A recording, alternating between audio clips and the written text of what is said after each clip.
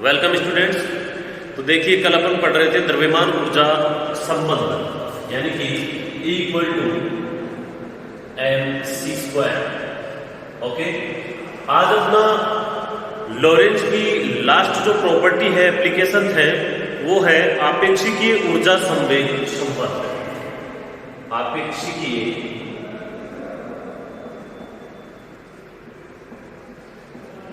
ऊर्जा संवेग संबंध।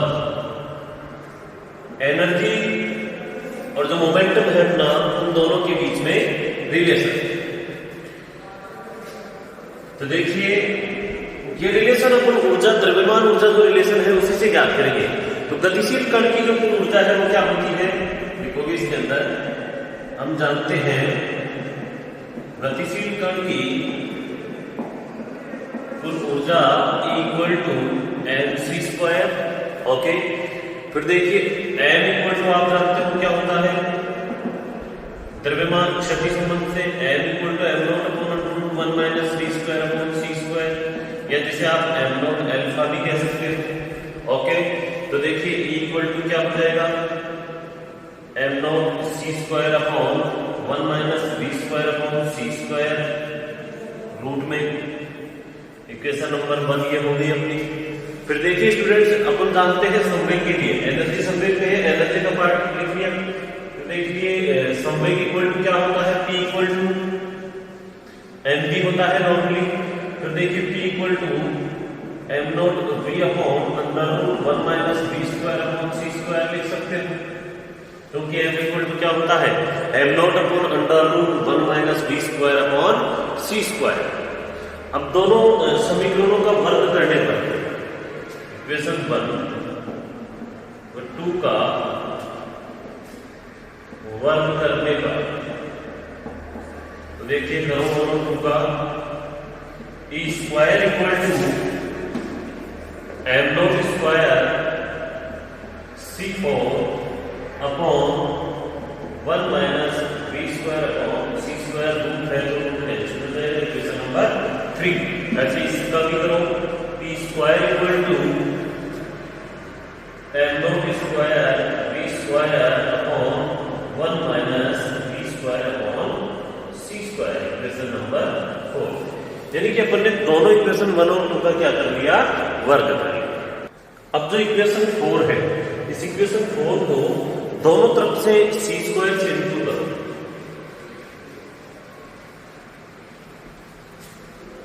इक्वेशन 4 को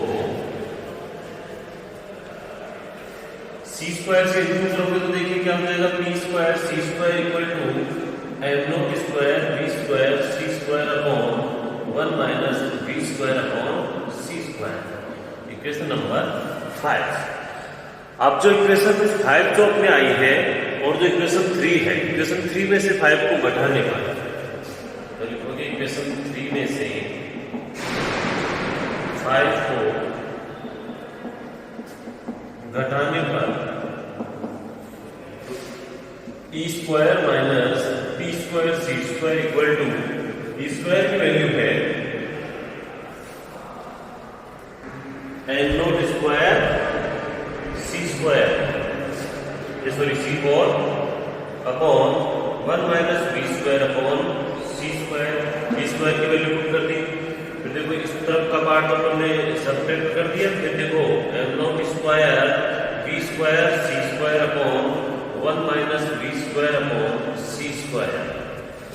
okay, E² - P² equal to, इन दोनों में m0² c² कॉमन ले लो, m0² c² कॉमन ले लो, और नीचे का जो पार्ट है 1 - v²/c², ये भी कॉमन है। तो क्या रह जाएगा इसके अंदर, c² - v² रह जाएगा। ओके, फिर देखिए अपना रिलेशन क्या है, ऊर्जा संवेग, और इन दोनों रिलेशंस का आगे यूज भी होगा, द्रव्यमान ऊर्जा रिलेशन का और ऊर्जा संवेग का। यहां से c² और कॉमन ले लो स्टूडेंट्स, तो E square minus P square C square equal to M not square C 4। तो 1 माइनस क्या रह जाएगा, P square upon C square रह जाएगा, और नीचे क्या है 1 minus P square upon C square. दोनों क्या हो गए, कैंसिल हो गए। E square minus P square C square equal to M not square C 4। E square equal to क्या हो जाएगा students, P square C square plus M not square C 4। E equal to क्या लिख सकते हो, P square C square plus M not square C 4 का root. ये अपनी जो रिलेशन आया है वो क्या है, एनर्जी और संवेग पी और ई के बीच में रिलेशन नंबर 6।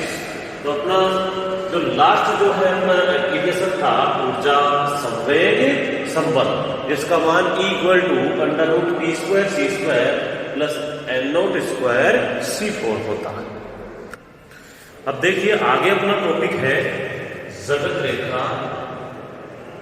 मोस्ट टॉपिक है, छोटे छोटे डेफिनेशंस है जो एग्जाम में बहुत पूछी जाती है। जगत रेखा दिक् काल अंतराल।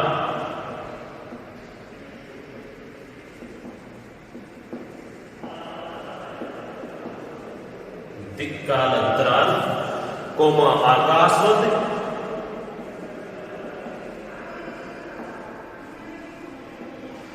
समयवत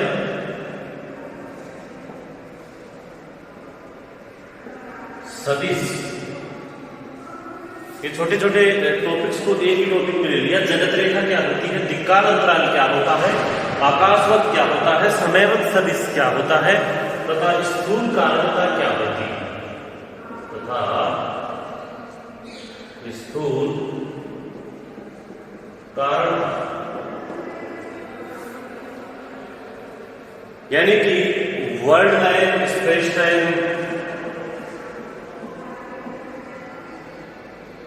जगत रेखा क्या कहते हैं इसे, वर्ल्ड लाइन। दिक्काल अंतराल कहते हैं space time interval.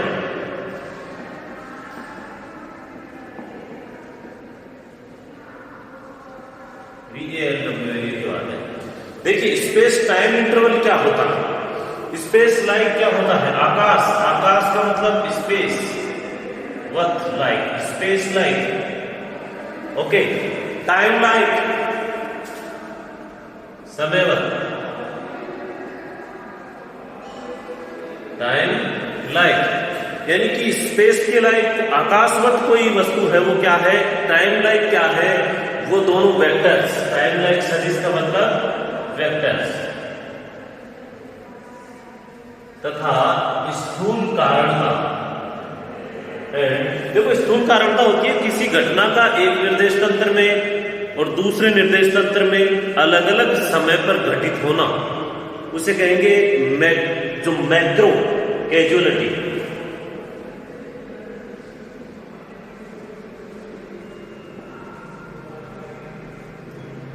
Macro casualty, तो ये टॉपिक है आपका। सबसे पहले देखिए जगत रेखा, दिक्काल अंतराल, आकाशवत, समयवत सदिश तथा स्थूल कारणताएं ये क्या होती है, इनको आप सुनिए। देखिए किसी भी बिंदु के निर्देशांक देखिए, किसी भी निर्देश तंत्र में किस प्रकार व्यवस्थित करते हो आप, यानी कि ये कोई निर्देश तंत्र है XYZ, S निर्देश तंत्र है। मूल बिंदु O से R वेक्टर दूरी पर स्थित किसी खंड P के कोऑर्डिनेट क्या हो जाएंगे, X, Y और Z। ठीक है। अब देखिए किसी कण की स्थिति को प्रदर्शित करने के लिए निर्देश तंत्र की आवश्यकता होती है और उसके लिए निर्देशांकों की भी आवश्यकता होती है। तो सबसे पहले इनकी व्याख्या करने वाले वैज्ञानिक का नाम था मिन्कोव्स्की। तो मिन्कोव्स्की के अनुसार, इनको मिन्कोव्स्की आकाशदी कहते हैं क्योंकि इस वैज्ञानिक ने सारी डेफिनेशंस दी थी। तो देखिए मिन्कोव्स्की के अनुसार किसी समय निर्देशांक को भी इसके साथ शामिल करना। मिन्कोव्स्की के अनुसार किसी निर्देश तंत्र में या निर्देश तंत्र में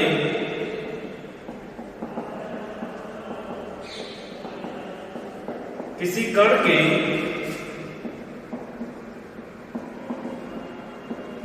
स्थिति सदिश या स्थिति निर्देशांक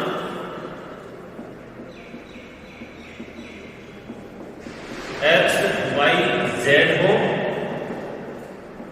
तथा समय निर्देशांक आयटा ct हो। देखिए आयटा ct टाइम कोऑर्डिनेट चतुर्थ कोऑर्डिनेट क्या है, आयटा ct हो तो इन चारों निर्देशांकों को या चारों निर्देशांकों से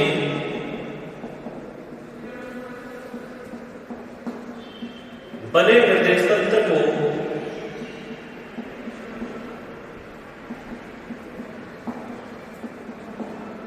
चतुर्विम आकाश कहते हैं। क्या कहते हैं? चतुर्विम आकाश कहते हैं। अर्थात किसी बिंदु के निर्देशांक x, y, z और आयटा ct होते हैं। x, y, z स्थिति कोऑर्डिनेट है और जो आयटा ct है वो क्या है, टाइम कोऑर्डिनेट। इसे क्या कहते हैं? चतुर्विम आकाश। और इस चतुर्विम आकाश में मूल बिंदु से, मूल बिंदु जो भी है ये और टाइम कोऑर्डिनेट और बिंदु यहां पर आयटा ct। तो इस चतुर्विम आकाश में या चतुर्विम आकाश के लिए मूल बिंदु से किसी कण P के निर्देशांक x, y, z की आयटा ct के लिए कुल लंबाई जो r वेक्टर है उसको s से डिनोट करते हैं। तो लिखोगे चतुर्विम आकाश में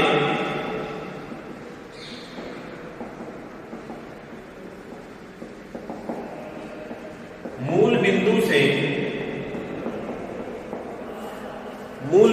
से P बिंदु जिसके निर्देशांक लिखोगे x, y, z eta ct, मूल बिंदु से P बिंदु की सदिश दूरी को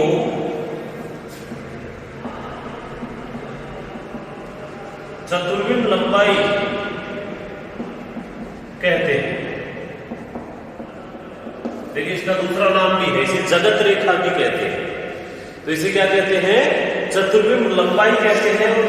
कैसे निकालते हो? x के गुणांक, y के या i के गुणांक, j के गुणांक, k के गुणांक और आयटा का गुणांक इसका भी स्क्वायर हो जाएगा। तो under root x square plus y square plus z square minus c square d square जो इक्वल है किसके? s। ओके, अब देखिए आपेक्षिकता के प्रथम अभिग्रहित के अनुसार प्रथम अभिग्रहित क्या कहता है कि जो घटना S में घटित हो रही है या जो नियम S निर्देश पत्र के लिए लागू होते हैं वही नियम किसके लिए लागू होने चाहिए? S डैश के लिए लागू होने चाहिए। तो लिखोगे अतः है आपेक्षिकता की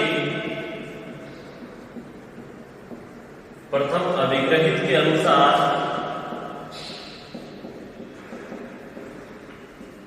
किसी घटना के लिए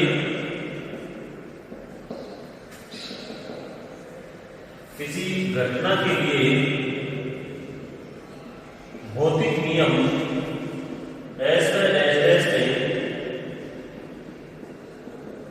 एक समान लागू होते हैं। S में एक समान लागू होते हैं अर्थात S के लिए निर्देशांक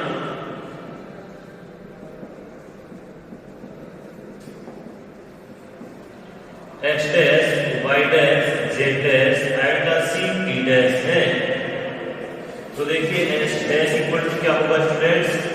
x dash square plus y dash square plus z dash square minus c square t dash square root. तो आप लिखोगे अर्थात s equal to s dash, इन दोनों की स्क्वायर भी कर सकते हो क्योंकि रूट हटा करके आप स्क्वायर भी कर सकते हो। तो S square equal to S dash square आपेक्षिकता के प्रथम अभिग्रहित के अनुसार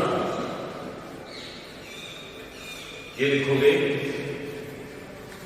उसके बाद में देखिए जो आप कह रहे हो कि किसी चतुर्विम आकाश में किसी बिंदु की निर्देशांक x, y, z eta ct है टाइम कोऑर्डिनेट का ध्यान रखना, टाइम कोऑर्डिनेट को कैसे डिनोट कर रहे हैं, आयोटा ct। तो अब देखिए एरो लगा करके लिखोगे आप, यानी कि चतुर्विम आकाश में किसी बिंदु या घटना की स्थिति को, जैसे ये बिंदु है या कोई घटना है, इसकी स्थिति को इसे जगत बिंदु कहते हैं। इसे कोई बिंदु P नहीं, इसे क्या कहते हैं, जगत बिंदु। तो लिखोगे आप एरो लगा करके, चतुर्विम आकाश में किसी घटना या बिंदु की, कोई घटना भी हो सकती है, जैसे टाइम टिक टिक, घड़ी की टिक टिक की घटना थी, तो किसी घटना या बिंदु की स्थिति को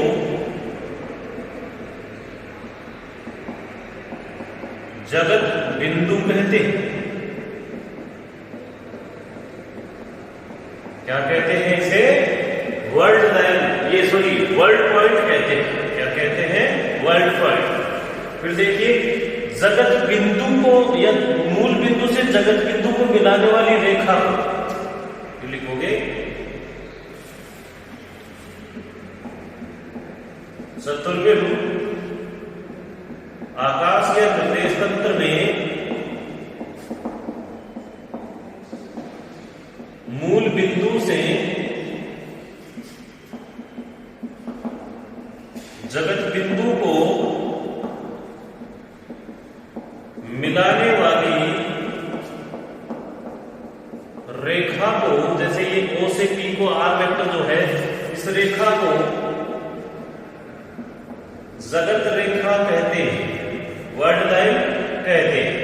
देखिए अपन ने 3D पढ़ लिया, 4D के लिए अध्ययन कर रहे हैं, यानी कि 4 कोऑर्डिनेट के लिए अध्ययन करेंगे चतुर्विम आकाश में। चतुर्विम संवेग, चतुर्विम स्थिति सदिश, चतुर्विम गतिज ऊर्जाएं, ये सारी चीजें पढ़ेंगे इसमें आगे, इसी यूनिट सेकंड में। तो इसे क्या कहते हैं, जगत रेखा कहते हैं, यानी कि मूल बिंदु को मिलाने वाली रेखा जो होती है, इसे क्या कहेंगे, जगत रेखा कहते हैं। और किन्हीं, यानी कि चतुर्विम आकाश के अंदर दो कणों के लिए किसी भी प्रकार की कोई घटना घटित हो रही है, तो दो बिंदु, जैसे मान लो एक बिंदु है P1, इसके लिए R1, और दूसरा बिंदु है P2, इसके coordinate x1 y1 z1 iota ct1, इसके क्या हो जाएंगे h2 y2 z2 iota ct2। ठीक है, तो दो बिंदु अगर दिए हुए हो, डायग्राम बनाना चाहो तो बना सकते हो ऐसे सेव करके। R12 वेक्टर होता है, जबकि R2 वेक्टर है, तो क्या लिखोगे कि चतुर्विम आकाश में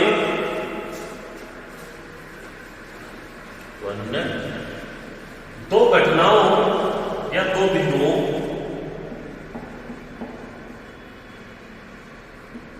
चतुर्विम आकाश में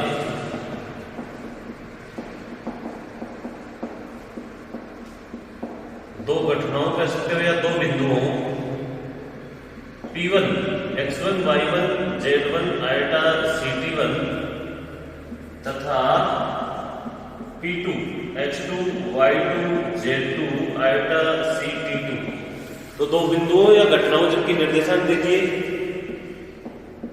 इन घटनाओं के लिए निम्न प्रतिबल, जैसे s² माइनस s² के एक साथ इनके जो अंतराल है उसको शो कर सकते हो। कैसे, इस प्रकार लिखोगे, जैसे x2 माइनस x1 का स्क्वायर, या कह सकते हो x2 माइनस x1 का स्क्वायर, फिर प्लस y2 माइनस y1 का square plus z2 minus z1 का स्क्वायर, फिर आइटा आ जाता है में तो माइनस p2 माइनस p1 का स्क्वायर, सॉरी इसमें c² तो है c²। इन दोनों के अंतराल को क्या कहेंगे, डेल s², s2², ये s² कह सकते हो। जैसे मान लो एक को s1 मान लिया, दूसरे को s2, तो s2² माइनस s1 का स्क्वायर, तो x के गुणांक, y के गुणांक, z के गुणांक और z के गुणांक को टाइम कोऑर्डिनेट डेल s² इसे कहते हैं। तो इस डेल s² को क्या कहते हैं, दिक्काल अंतराल का वर्ग। और इस डेल s को अगर वैल्यू निकालोगे तो डेल s की वैल्यू क्या हो जाएगी, जैसे इन दोनों की पावर 1/2। तो इस डेल s² जब कर दोगे तो क्या आ जाएगा, 1/2 घट जाएगा, डेल s² करते हो तो इसे क्या कहते हैं, दिक्काल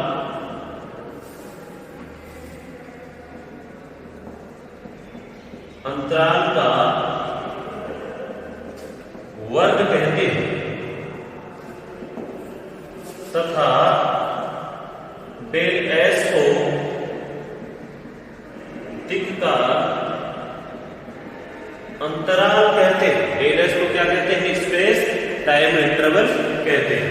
अब ये कह रहा है कि हमें आवश्यक नहीं है कि आप पहले x2 x1 वाली वैल्यू लिखोगे, इस वैल्यू को इस प्रकार भी लिख सकते हैं कि थोड़ा चेंज करके इसके परिमाण के रूप में अगर लिखना चाहिए तो इसे ऐसे लिख सकते हो, equal to C square t2 minus t1 का square minus z2 minus z1 का square minus y2 minus y1 का square minus x2 minus x1 का होल स्क्वायर। क्यों? क्योंकि हमने टाइम वाले पार्ट को पॉजिटिव कर लिया, तीनों को नेगेटिव कर दिया और इसको क्या लिख दिया? परिमाण। दिक्काल अंतराल का परिमाण कहते हैं इसे, वर्ग का परिमाण। ये दिक्काल अंतराल के वर्ग का क्या है? परिमाण है। और दिक्काल अंतराल को कैसे डिनोट करते हैं? डेल एस से। अब इसमें एक कंडीशन लिखोगे, यदि दो बिंदु ले रहे हो ना, उनमें प्रथम बिंदु, यदि प्रथम बिंदु मूल बिंदु हो तो प्रथम बिंदु मूल बिंदु हो तथा बिंदु P के निर्देशांक या द्वितीय बिंदु P के निर्देशांक x, y, z, eta CP हो तो दिक्काल अंतराल। फिर दिक्काल अंतराल क्या होगा? कंडीशन कौन सी? पॉइंट इसके अंदर क्या हो? अभी पहले अपने ले रखा था P, जिसके coordinate x, y, z, eta CP हो और फर्स्ट पॉइंट प्रथम बिंदु क्या हो? मूल बिंदु हो। तो दिक्काल अंतराल जो होगा del S square equal to क्या लिखोगे? C square T square minus Z square. यानी कि प्रथम पॉइंट तो क्या है? मूल बिंदु है।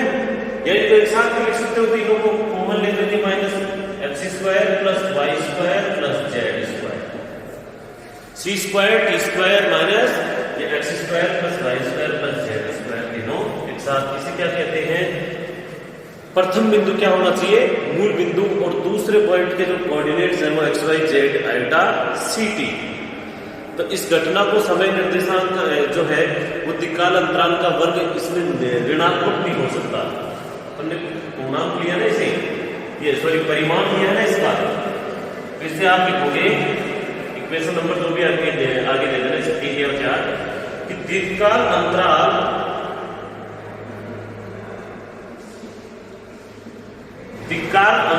का वर्ग या दिक्काल अंतराल डेल एस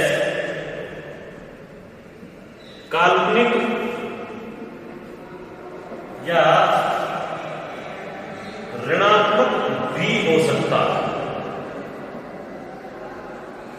तो देखिए ऋणात्मक की काल्पनिक की दो कंडीशन हो जाएंगी, एक तो डेल एस लेस देन 0 भी हो सकता है और एक डेल एस ग्रेटर देन 0 भी हो सकता है। डेल एस स्क्वायर ले लो, ओनली डेल एस ले लो। तो del S square less than 0 हो जाएगा वो तो काल्पनिक, और del S square greater than 0 हो जाएगा वो वास्तविक। ये दोनों कंडीशंस अपन पढ़ेंगे कल। आज के लिए इतना ही। Thank you all of